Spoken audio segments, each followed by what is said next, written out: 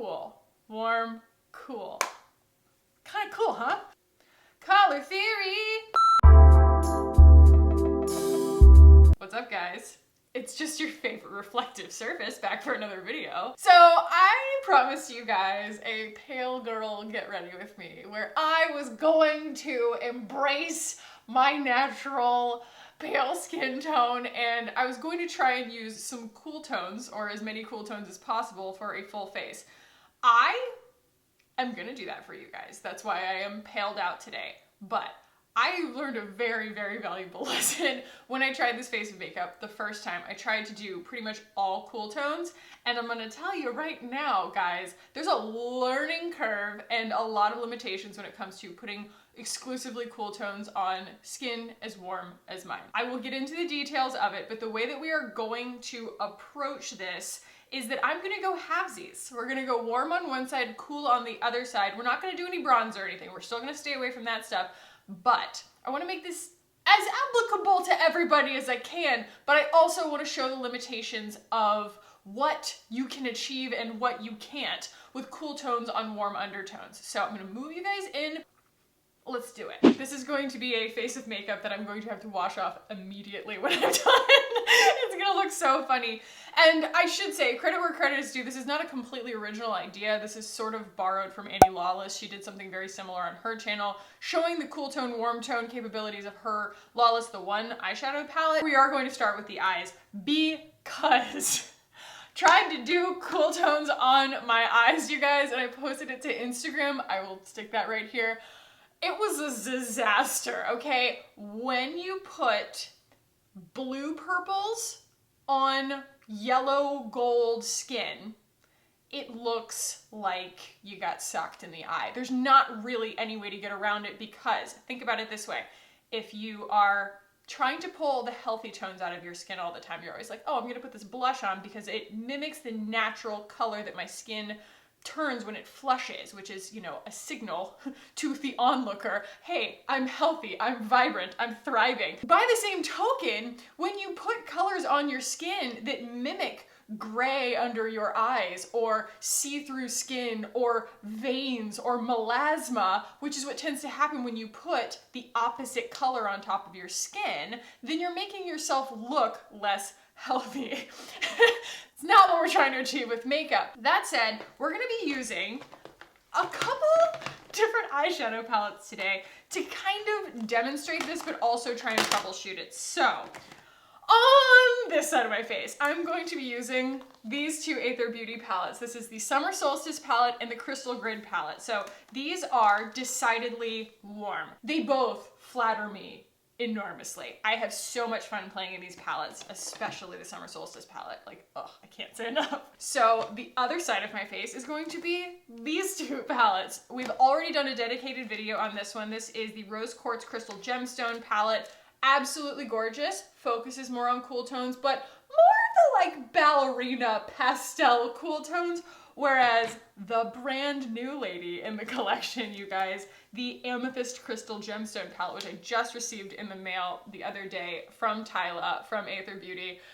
You guys, she is not backing away from the cool tones. This is the one that I tried to make work, and it is really, I'm gonna be completely honest, you guys, it's not meant for me. And that's a good thing. Makeup shouldn't always just be made for me. I'm this mainstream, warm-toned white girl who all makeup is made for. You go to the drugstore, that's who they're targeting. They're just kind of like, if we're gonna cover anybody, we better cover the mainstream white girl.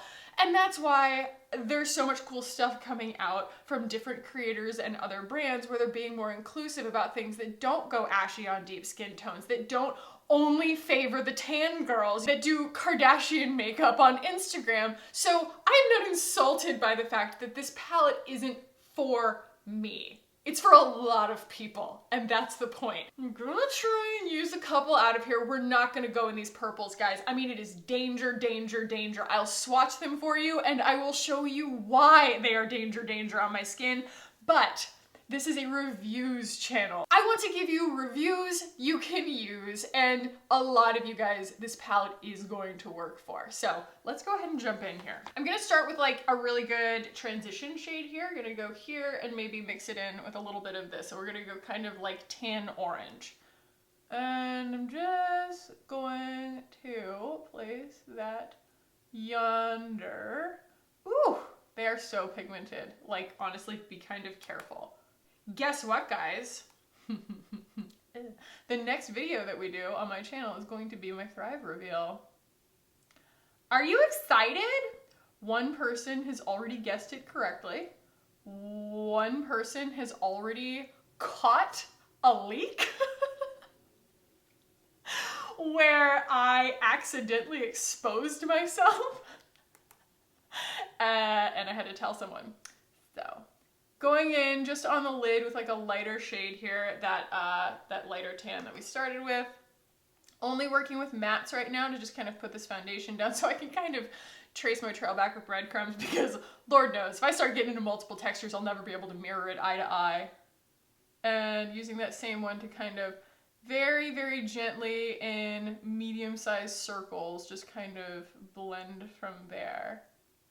You guys can see though why I talk about how like that Rowan palette is so friendly to me and my skin tone is because as soon as you put any pigmentation on skin as pale as mine, like an eyeshadow, you gotta bring everything up to meet it because it's so high contrast. I think that's one of the biggest challenges of being pale is that you need, honestly, to work in a palette like this where everything is like pastel shades, which doesn't sell well. You put that on a website, on Sephora or something, and unless you know exactly what you're looking for and you know that you're looking for pale shades that are going to be enough on your pale skin, a lot of times we get distracted by like our magpie senses, where we see a Natasha Denona eyeshadow palette and we're just like, oh, those are the most beautiful neutrals. We get them on our face and we realize, oh my gosh, this is like 10 shades darker than my skin. It's just never gonna be everyday wearable. It's always gonna look dramatic. So the key is to kind of keep a really nice light hand, and also we can always dial this back with a little bit of like face pigment powder and things like that. So I'm just gonna wipe that brush off. There wasn't really much left on it anyway, and I'm going to go into what I would consider to be kind of like the cool toned mirrors to those shades. We'll start in here. Like the cool tone mirrors to those shades would probably be like here and here, right? Something like that. And the Rose Quartz palette works for me because of the pink. It's when you start going purple, I'll show you, that's when stuff gets kind of dicey on my skin. Because it does go a little bit purple, but it's okay because it's not blue purple, it's red purple. And I'm doing my eyes first because I want to be able to work my way back out with all of the other pigment that I put on my face. It's a lot easier to match your blush to your eyeshadow than the other way around. So even though this is a tan color, it's still got like this tiny backing of like a pinky lavender. Automatically, when you look over here, it casts my face in just a more cool toned value. Like I said, I think that it's really valuable, especially when you're working on a really, really pale canvas, to also have something around that's kind of, I don't know, a backup plan, something white. This is like a white neutral eyeshadow almost. So this is the Well People Bio Base Baked Brightener, and I use this for everything. It's just kind of a universal way to get yourself out of trouble, just to kind of keep everything really nice and contained, because it will kind of just start to crawl all over the place if I'm not careful. Okay, we're gonna go for a little bit of drama, and that is not because I think that this is how everyone should wear their eye makeup all the time. It's because I want to show the contrast. I want to show what we're capable of here, and I think that it's easier to do that with applying more color. If I just did it with like face products, it wouldn't really help you guys. So I'm gonna go into here, and I'm gonna go into here. These are both just like higher stakes palettes, right? I think the best way to show this is to kind of go with this burgundy versus kind of this purple. Da, da, da, da.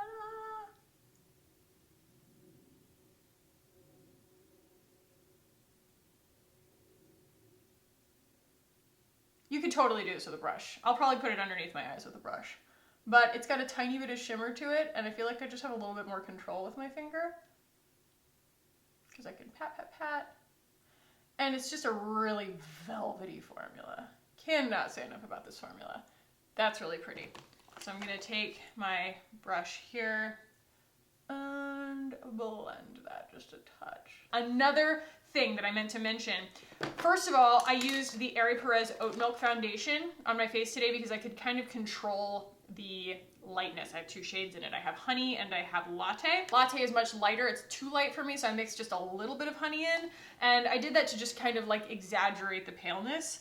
And then the other thing is watch your color correction. I used a little bit of this. This is the Clove and Hallow concealer, but it's in a slightly too peach shade for me, and it actually does a really good job of kind of color canceling these issues right here underneath my eyes that tend to show through my foundation and my concealer, because that is one of the big things that I kind of skip over when I go in and just like either use a darker foundation or a tanner foundation, which is something that I like to do, and then kind of pull the light back out of it, or when I use bronzers and things like that, because it tends to kind of camouflage everything in like a warm, contrasty situation. Whereas if I am working with a clean canvas, I just don't have that buffer to fall back on of tan and healthy looking. Like the first thing that you see is like these purple lines, and I probably could have done even more. We're going in with this guy right here, and this does go a little bit towards red, you can see, and that's really important for me. If I want to try and pull off purple, it's not gonna be that. Do you see that difference right there?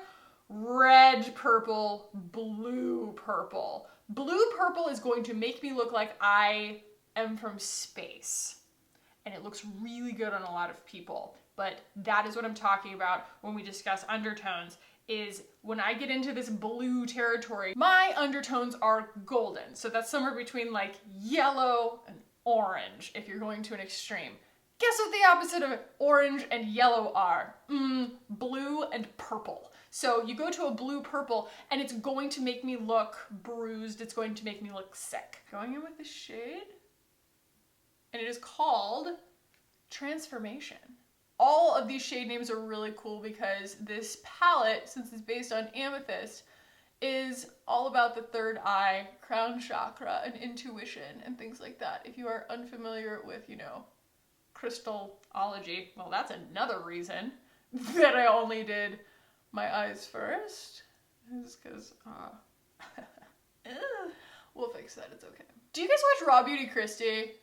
I have always really liked her, but I recently like got headlong into Raw Beauty Kristi. I think I realized like how similar she and I are in personalities. Like we both are like ex-scene kids with like, you know, leftover facial piercings, and we have really, really similar coloring, like same color hair, same color skin. We wear very similar makeup styles. She goes a little more glam than I do, but I don't know, like I found watching her recently, not only does she have kind of a similar rhythm to her videos, like she gives me something to aspire to because her video quality is better, but also she focuses on like cruelty-free and things like that, does a lot of clean beauty. She just did the Millie Bobby Brown line today, and I kind of felt for her because it was just a very young brand, and she's like my age, so I don't know. Anyway, if you guys haven't heard of Raw Beauty Kristi, which I'm sure you have, she's a delight. She's an absolute delight. My face is fighting this, okay? Even though we did, you know, try and go towards the warmer values that are in that palette, as warm as we could, my skin is still fighting that pretty hard. Like it's finding the purple and it's going, no. So what I'm gonna do to combat that is to actually bring my other face products into my eye look when we get there. So I'm gonna use like the blush that I use on my cheeks in my eyeshadow, and it's going to kind of like, you know, like, hey, she's with me. It's okay, she's not on the list, but she's with me. But first things first, I want to go in with two of the Brilliant Eye Brighteners from Thrive real quick. So this is the original one. This is Stella, I knew that. And it is a nice neutral to warm champagne-y gold, right? And I'm going to use that up here and right here. And these not only add this like amazing luminosity, but they also blend really nicely with actual like regular eyeshadows. So we did matte, we did shimmer, and now we're just doing this like satin to sort of bring everything together. easy squeezy. Y'all, I was watching some of my old videos for reasons that will become apparent in the next video. Wow, I used to put on a lot of eyeshadow. My lord. So this is Mako, and it is a cool pink right there. And that is what we're going to use to create the same effect on this side while also kind of bringing it back down to earth a little bit. I'm going to use a little bit of the Westman Atelier concealer underneath my eye right here and just kind of blend that a little. I like the Westman Atelier though because it has enough presence on the skin that you can dab it on top of like something you've already powdered lightly and it doesn't freak everything out. Moving on to face here. The first thing that I'm going to start with, because we are not doing any bronzer, is the Rosy blush from Thrive. This is probably as warm as I'm going to allow myself to get, but we're going to attempt here to just achieve like a really pretty flush. Ignore that side of my face. Like, it's pretty nice, you know? The other thing I'm gonna go in with is my PYT blush in Exhale. It is also a nice cool toned matte. The thing you'll notice here is that I use both warm and cool tones typically on my face. The whole point outside of your undertones of cool and warm tones is to trick the eye because warm tones come forward, cool tones go backwards. I also have Contrachroma here. This is about as close as I'm going to be able to get to a bronzer on this side without going full bronzer, but it's just kind of a cool toned tan-ish blush color. That's just gonna add a little bit of dimension there so that I don't look like I don't look like a clown, you know? It's going to allow me to use that also in my eye look to kind of pull it back together. We got our cool tones going here. We're gonna go on this side with the warm tones, and I'm going to start with my CoverFX little palette here in Soft Peach, and that's going to probably be both of the things that we need here. So I'm gonna go with the shimmer blush first. It is a lot more forgiving than the matte. The matte blush is crazy pigmented. And I was going to refrain from using any bronzer here, but I think because I did the Contrachroma, I need to do just a little bit over here to balance that out. Even though it's not gonna technically like read as a bronzer on both sides. Joke's on you, this whole time it was just one big ploy for me to put on more blush, more actual blushes on my face. That's all I was trying to do this whole time. So going in with a little bit of the matte version. And I mean a little bit.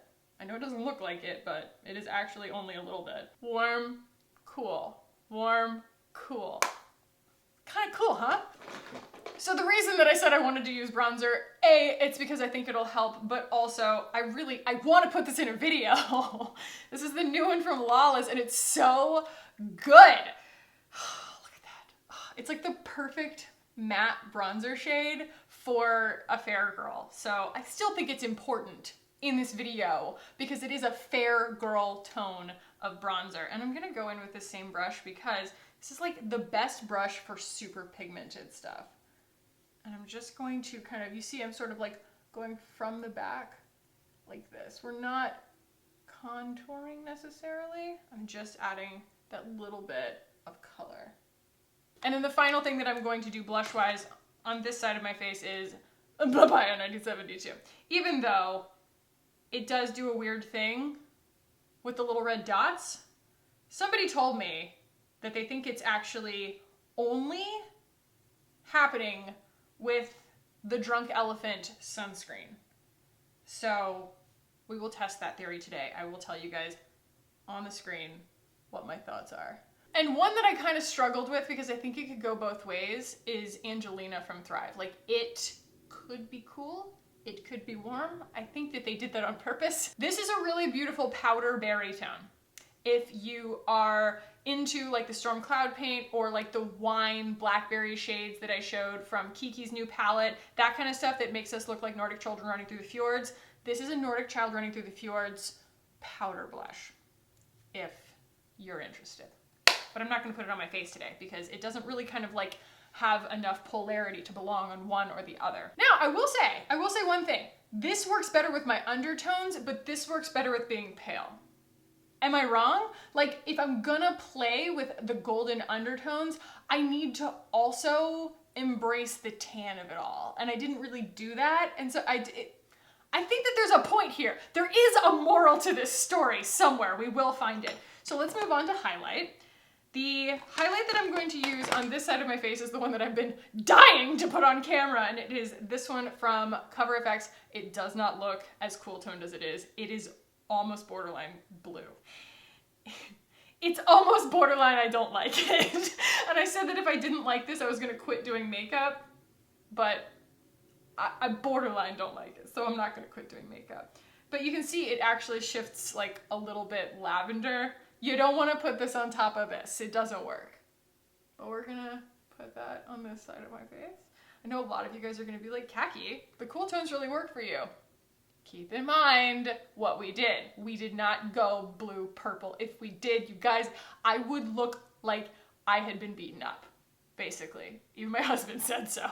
He was like, you look like someone socked you in the eye. And it's like, I know. And then the highlight that we're going to use on the other side is pretty much the warmest highlight that I own. The Lawless Afternoon Delight in this lovely shade of gold.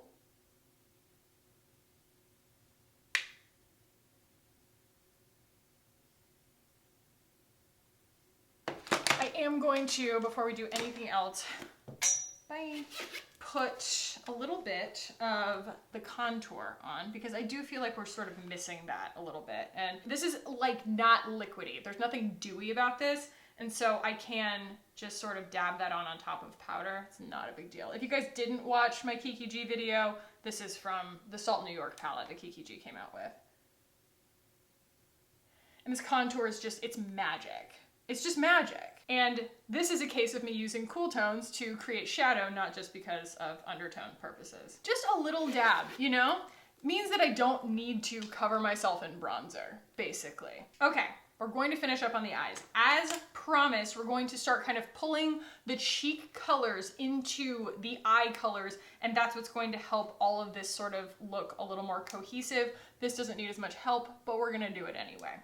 So I'm going to take a little bit of the Papaya 1979, and I'm going to also apply that kind of in my transition area here. And it is so pigmented, I have to like be really careful. And I'm also going to take the Lawless highlighter and place that right in the center of my lid. So with this finger, that feels odd. That feels really weird. I think I have to do it with my left hand, even though nope, that feels even weirder. What is wrong with me? I've like forgotten how to put eyeshadow on.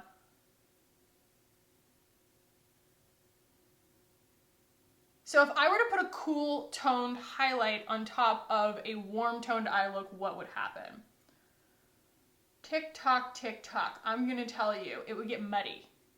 That's a lot of the reason besides the texture difference in products. Texture difference in products was the first thing that'll make your makeup muddy. Like if something's like too powdery over something too wet, or something wet over powdery does it even faster, it will make your makeup go muddy, but a lot of times what makes your makeup go muddy is putting cool and warm tones right on top of each other, like layering them. It makes gray. It just makes a muddy color, and so that's why. Color theory! Wow, look at that. Look at the difference in like this eye looks so much more like closed now because of that. That's so interesting. Huh.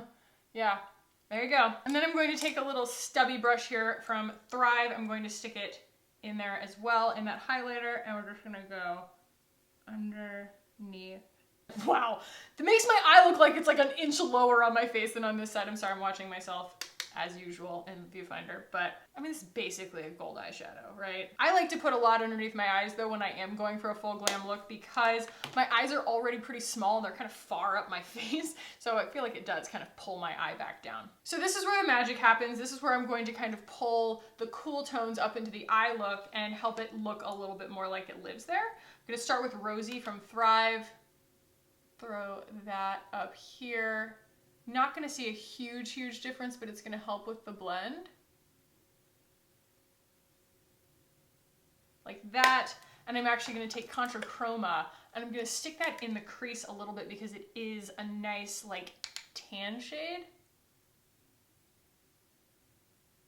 that's going to lend itself really nicely to bringing just ever so slightly more brown into the look instead of gray. And I'm going to first start by placing that highlighter, the CoverFX, right on top.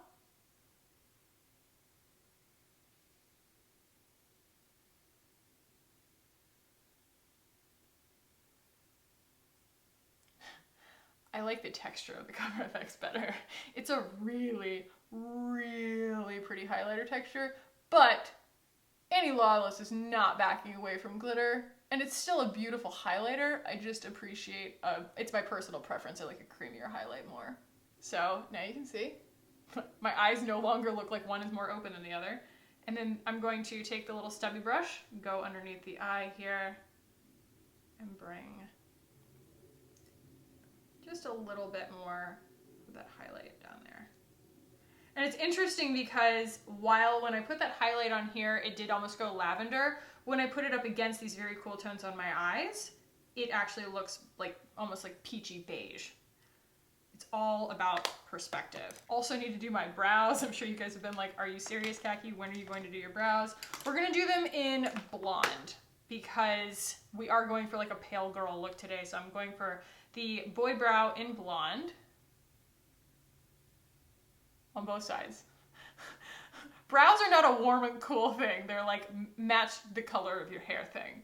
So because this is a pale girl look, I'm gonna go with a brown mascara. I'm going to use the Well People Expressionist Volumizing in brown. I just feel like it's gonna have like the soft effect that I want. It does take like a year to put this stuff on though, so I'll be right back. Okay, we're gonna let that chill for a second, and then I might put on a couple more layers once it dries. The next thing that I'm gonna do is lips. Okay, I did the same lip liner on both sides because I tried to think about how to go about that, and A, I don't have that many lip liners, and B, my head almost exploded. So we're just gonna go in with kind of a warm and cool tone version of the same like lipstick tone. So here I have probably my two favorite lipsticks. This is Ilene from Thrive, and this is Stephanie from Thrive. So Ilene is going to be much more of a warm pinky color. It's like a pinky taupey beige. And then my very well loved Stephanie is going to be a very cool toned beige. So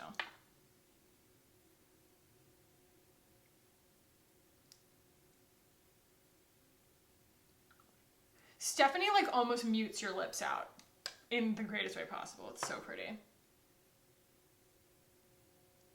And you know what doesn't have any tone to it? Glossier lip gloss. Wow! Okay, we can get these out of here. These are the Glossier clips that won't put any kind of crimp in your hair. They're amazing. Mainly, I just have this really obnoxious curl on this side that just, I'll put these in there while my hair is drying. Lifesaver. Did we pull it off? I think we pulled it off, guys. It's days like this where I'm like, all right, Khaki, we're making progress on those makeup skills because this definitely lived in my head with a lot of really nebulous openings in it. I was like, how am I gonna go from A to B to C? How am I going to make this like helpful and make sense? But I think we made all the right decisions here because if you look at that side, wow, such pretty warm. Oh, yes. And we look at this side and it's like, oh, look, I can pull off cool tones. That's really interesting.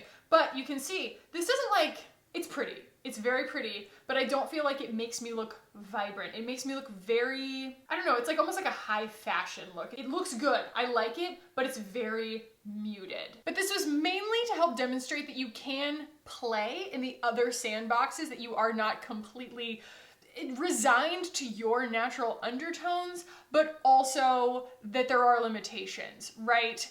You're gonna have an easier time playing into your natural undertones. That said, it's also really helpful to know how warm and cool tones help you play with light, how you can make things recede from the eye, how you can draw things forward. That's kind of the other application of them. That's why a contour is different from a bronzer and things like that. So honestly, if I went out like this, I don't think that anyone would necessarily clock it. I thought it was going to be way worse than this, but we managed to really ride the line of subtlety. So let me know what you guys think, which side you like better for you, not for me. I already know which side I like better. I'm gonna prefer the warm side because it's easier to work with. My skin enjoys it more. It feels much more like I have options, whereas this was like a minefield. You know what I mean? It was like I was tiptoeing. It's something that I can play with, but like when you put my arm up against my face, that doesn't work. It still doesn't totally make sense. Like it's an aesthetic that I would have to put my whole outfit to and just really try and kind of like overcome that difference. And I know that you guys think that that's probably like I'm making too big a deal out of it, but it's something that my eye really, really is drawn to. So that is also a good way to kind of inform when you're picking out like foundations and concealers and things like that. Understand that a foundation that is going to be too cool for you is going to go gray on your skin. So if you're going to take these kinds of risks and you're going to try and kind of play with these things, foundation is not the place to do that in. The way that I kind of play with foundations is that I go a little bit riskier on the warm side. I can go a little bit more tan. I'm not a trained makeup artist, but I am a trained hairstylist and I do have an art degree. I understand color theory as it applies to these kinds of things. You have to know what you're dealing with in order to kind of gauge your expectations and also to not get super duper frustrated with this kind of stuff. All told, these are some of my favorite products that I own. I love the Airy Perez foundation. I don't get to use it enough. It's so beautiful. Obviously, I love all of these blushes. And I mean, I really can't thank Tyla enough for sending me all of these eyeshadow palettes so that I can give you guys a really, really good idea of which one is for you. So one more time with feeling, the Summer Solstice palette is warm tones that are leaning towards that desert vibe, sunset, sunrise kind of thing where people like me with golden undertones can wear them absolutely effortlessly. It's so easy. I'm not fighting against anything. I hardly have to think about it. The Crystal Grid palette is a little bit more advanced, I would say, just because you are dealing with deeper tones. There's not a lot of ways of bailing yourself out of this. You're going to want to have something around that can pull you out of danger if you get yourself into like a, deep trench of your own making. However, my girls with deeper skin tones, this is for you. The Rose Quartz palette is for people who are complected in my similar lightness, probably, because some of these might tend to go a little bit ashy on deeper skin tones. I'm not totally sure. That would just be my guess. But if you are trying to achieve kind of this like, ballerina lavender baby pink motif, this is your girl. This is going to make you very, very, very happy. We even go kind of into a little tiny bit of the deeper blue purples here with some of the shimmers, but keep in mind this is still a very, very cool toned palette, although they are in much more pastel shades, so you can get away with wearing it on the everyday. I mean, if you're like me and you don't like super dramatic eye looks all the time. And finally, the Amethyst Crystal Gemstone palette. This is going to be for the folks who obviously are into the cool tones. There's almost no getting around the cool tones in this palette. So if that's your thing, this is your thing. And also you can see there are no really, really pale shades in here. That's a word I just made up. Pale shades in here, except for like this one. And it is a very, very icy lavender shimmer highlight. Keep that in mind. It's going to be very beautiful on deep skin tones. But keep your undertones in mind. So, drink every time I say undertones, drink every time I say shadow and light. Don't, please don't. I hope that this was valuable, guys. It's not just a product review today, but also a lesson in color theory. So if you found this helpful, then do give it a thumbs up. If you have any additional questions about any of the products that I put on my face today, which I will list all below, let me know down in the comments. I'd be happy to answer and help you guys out. If you are new here and you want to keep hanging out with me on this channel, hit the button down below and subscribe. I would love it if you guys did. Thank you so much for watching today, for hanging out with me, guys. I love you so much, and I will see you in the next one. Bye.